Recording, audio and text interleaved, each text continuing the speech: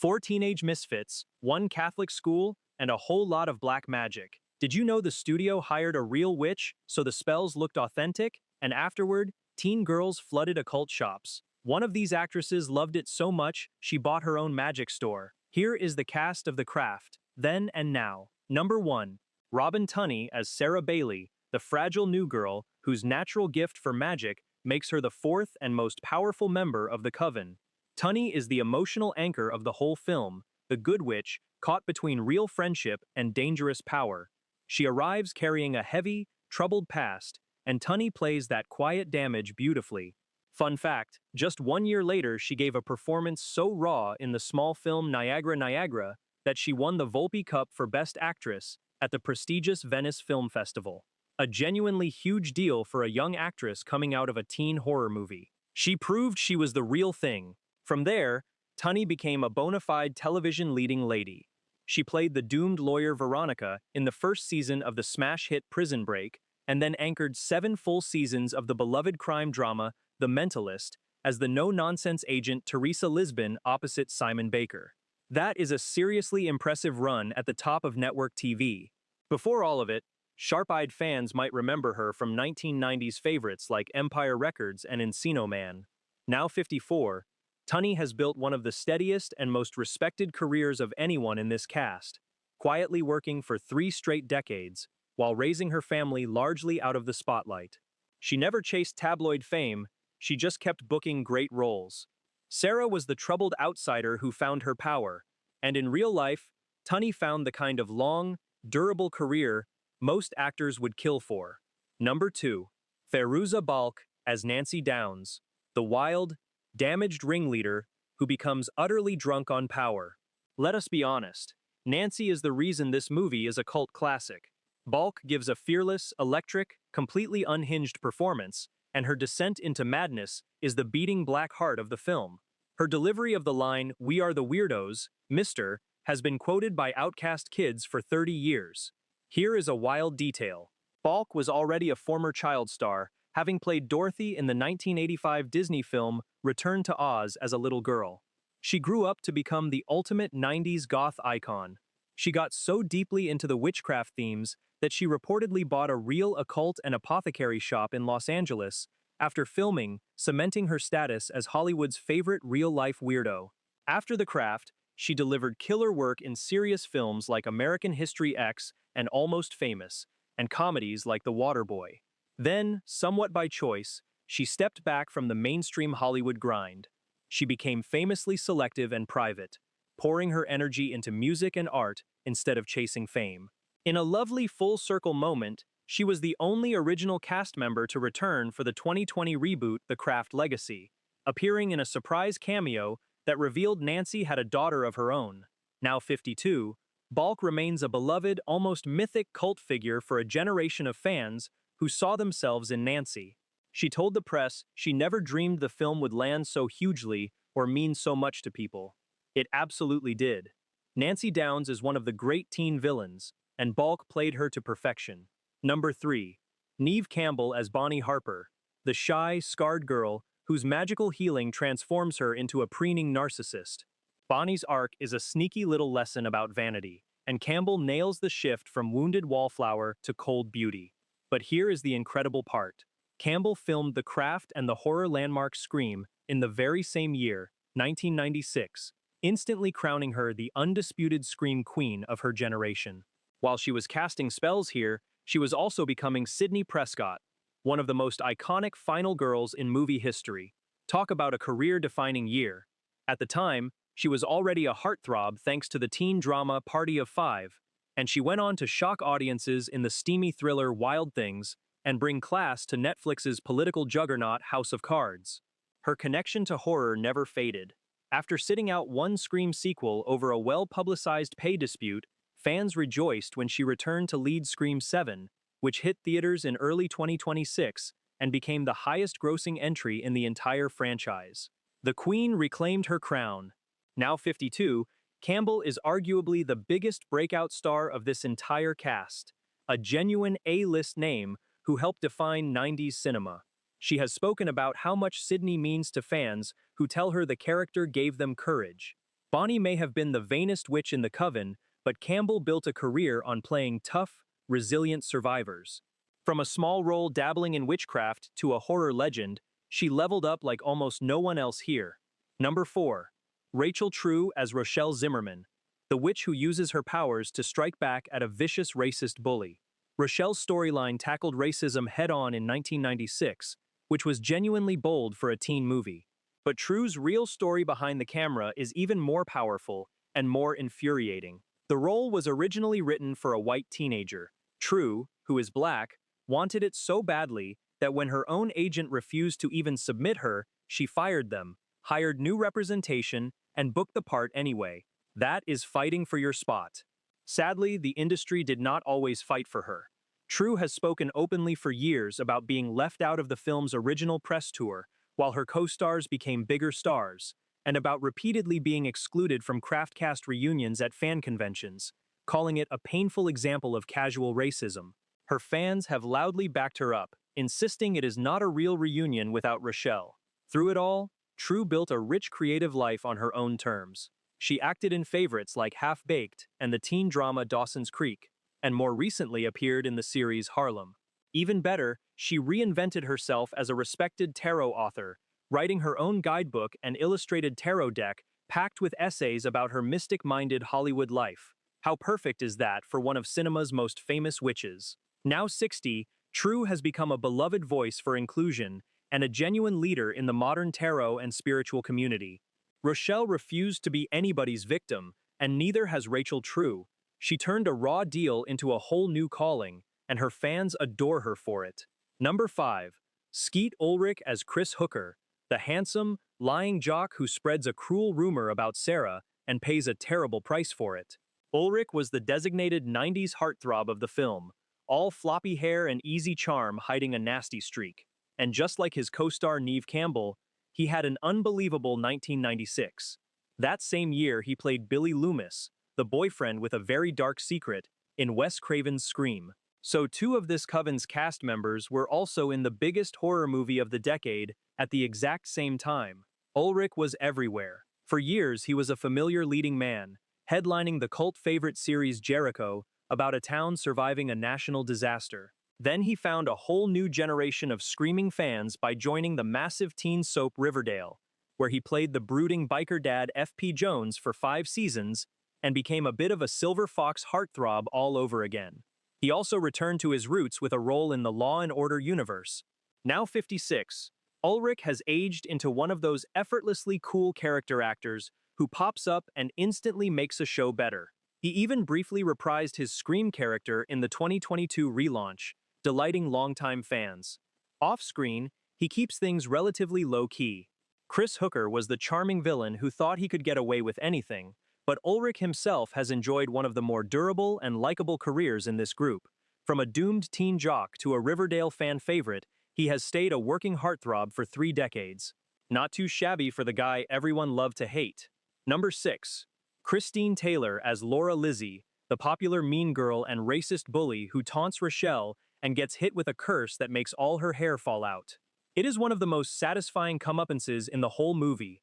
Taylor was already a rising comedy star, having just played the perfect Marcia in the Brady Bunch movie. She had that flawless all-American look that made her ideal casting as the villain you cannot wait to see get her hair ruined.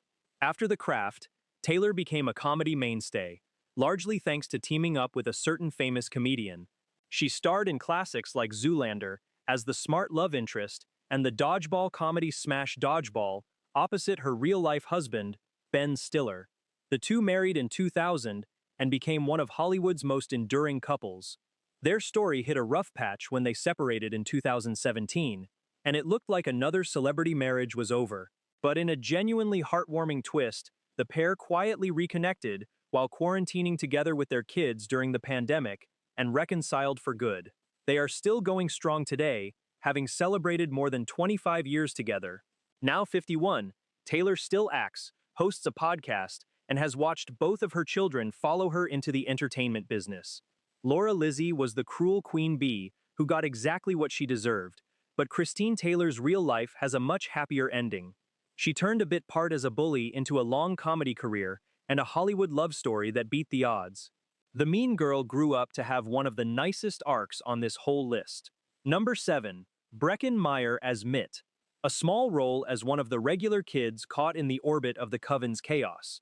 It is a blink and you miss it part, but Meyer went on to a career way bigger than his screen time here would suggest. That very same era, he became a 90s teen movie fixture. He played the lovable stoner skater Travis in the classic comedy Clueless, a role fans still quote today. He then headlined the raunchy road comedy Road Trip, which became a surprise hit and a staple of early 2000s comedy. Meyer also starred alongside a certain lasagna-loving cat in the live-action Garfield movies, which made a fortune at the box office worldwide.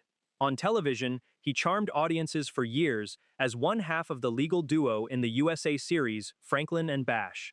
But here is his most impressive and least expected credit.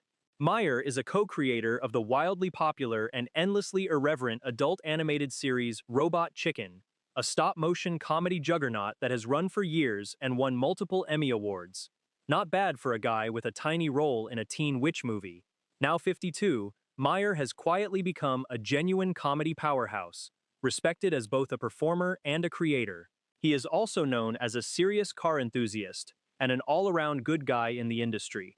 Mitt was just a face in the crowd at that Catholic school, but Breckin Meyer parlayed the 90s into a long, funny, and surprisingly influential career. Proof that there really are no small parts, only small screen time. Number 8. Nathaniel Marston as Trey, one of the high school classmates woven into the drama surrounding the Coven. It was an early role for the young actor, who had a tall, striking presence and real charisma. After The Craft, Marston found his biggest success on daytime television, where he became a genuine soap opera star. He is best remembered for his years on the long-running dramas One Life to Live, where he played the character Michael McBain, and As the World Turns. He built a devoted daytime fan base and even earned award recognition for his soap work. A former amateur boxer standing 6'3", Marston had a rugged everyman quality that made him a natural fit for television drama. His career had its share of real-life ups and downs, but by all accounts, he was working hard to build things back up in his final years. Tragically, his story ended far too soon. Nathaniel Marston passed away on November 11, 2015, at just 40 years old, from injuries he suffered in a car accident in Nevada. His mother was by his side. Had he lived, he would be 51 in 2026. His early death was a genuine shock to the soap community and to the fans who had followed him for years. He is remembered warmly by former castmates as a talented and big-hearted performer. Trey was a minor role in a huge cult classic, but Marston went on to touch a lot of viewers through years of daytime television. A talented actor gone way too early, and a sad reminder of how fragile it all is. He is missed. Number 9. Cliff DeYoung as Mr. Bailey, Sarah's well-meaning but somewhat clueless father, who moves the family to Los Angeles at the start of the film. It is a small but grounding role, giving Sarah's troubled home life some real texture. DeYoung was a seasoned pro by the time he showed up here, one of those faces you have absolutely seen 100 times without always knowing the name. He had a long and eclectic career across film and television. He appeared in the acclaimed Civil War epic Glory and a string of memorable 1980s and 90s films, always playing his authority figures, dads, and slippery officials with a reliable, believable presence. Here is a fun piece of trivia most people do not know. Before acting, DeYoung was actually a working musician, singing lead vocals in a 1960s psychedelic rock band. He brought that same easy, natural quality to decades of character work. Now in his 80s, DeYoung enjoyed a rich and lengthy career that spanned genres from war dramas to horror to comedy. He was never a flashy leading man, but he was exactly the kind of dependable veteran that films are built on. Mr. Bailey was a minor part in The Craft, but Cliff DeYoung quietly logged one of the longest and most varied resumes of anyone in this cast. A true journeyman actor who showed up, delivered, and moved on to the next one, over and over, for many years. The kind of steady pro every movie needs holding down the background. Number 10. Brenda Strong as Jenny, Sarah's kind stepmother. Another small role rounding out Sarah's new home life in Los Angeles. Strong does not have much screen time, but she went on to one of the most quietly iconic jobs in all of television. If you watch TV in the 2000s, you know her voice, even if you do not know her face. Strong played the mysterious Mary Alice Young on the massive hit Desperate Housewives, and for 8 full seasons, she narrated the entire show from beyond the grave. That knowing, elegant voice, guiding us through every scandal on Wisteria Lane, belonged to her. It became one of the most recognizable narration jobs on modern TV. Before that, she was a scene stealer on the beloved comedy Sports Night, and she later brought warmth to the superhero series Supergirl, playing the hero's mother. Strong has always balanced acting with another passion. She is a certified and highly respected yoga instructor who has authored wellness content and taught for years, blending Hollywood with genuine mindfulness. Now 66, she remains a working actress and a wellness advocate, aging with the same grace she brought to all those roles. Jenny the stepmother barely registers in the craft, but Brenda Strong turned a background part into a career that includes narrating one of the defining shows of an entire decade. Not many people can say their voice tucked millions of viewers into bed every Sunday night. A wonderful example of how a tiny role early on says nothing about how far a talented actor can go. She quietly became a household voice. Number 11. Assumpta Serna, as Lirio, the wise, watchful owner of the occult shop, who mentors the girls and warns them about the dangers of abusing their power. Lirio is basically the film's voice of wisdom, the one adult who actually understands magic, and Serna gives her a calm, knowing gravity.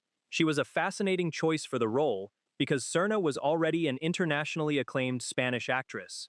She had worked with the legendary director Pedro Almodovar in his early films and starred in major European and Hollywood productions, including the thriller Wild Orchid and the historical drama Nostradamus.